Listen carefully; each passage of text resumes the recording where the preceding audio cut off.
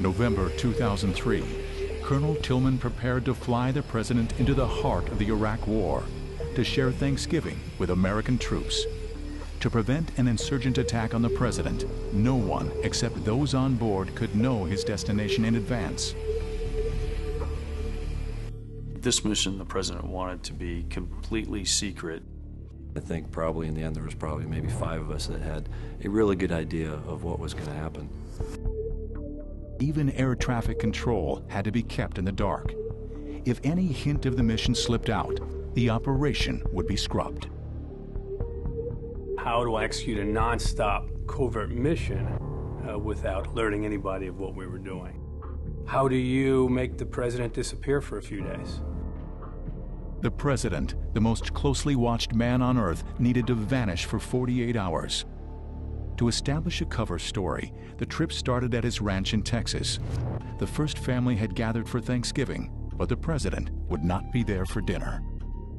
Very few people in Crawford at the ranch knew that I'd be leaving. It was very much a cloak and dagger operation. Passenger 1 boarded secretly in Waco, Texas, but the jet couldn't fly non-stop to Iraq without refueling.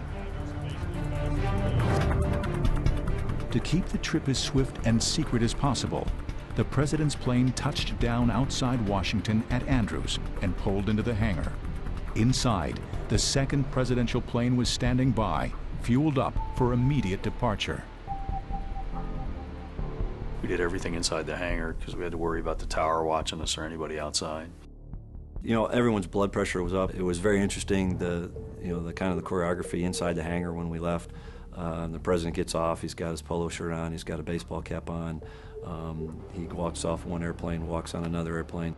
Everyone, all the maintenance guys, recognized it was the president as well as our cops inside. They all knew, oh my God, it's the president. They knew at that point something was going on.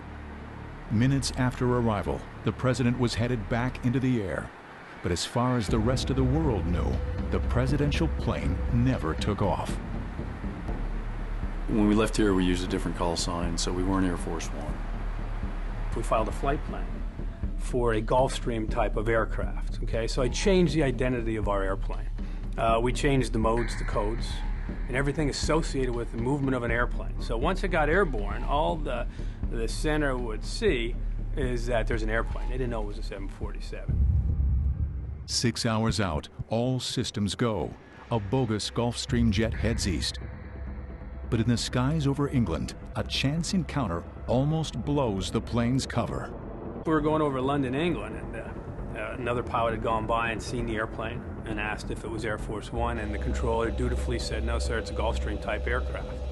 Well, to say that we all missed a heartbeat is an understatement, because all we needed was that civilian pilot to say, sir, that's not a Gulfstream aircraft, that's a 747, it's blue and white, it sure looks like Air Force One.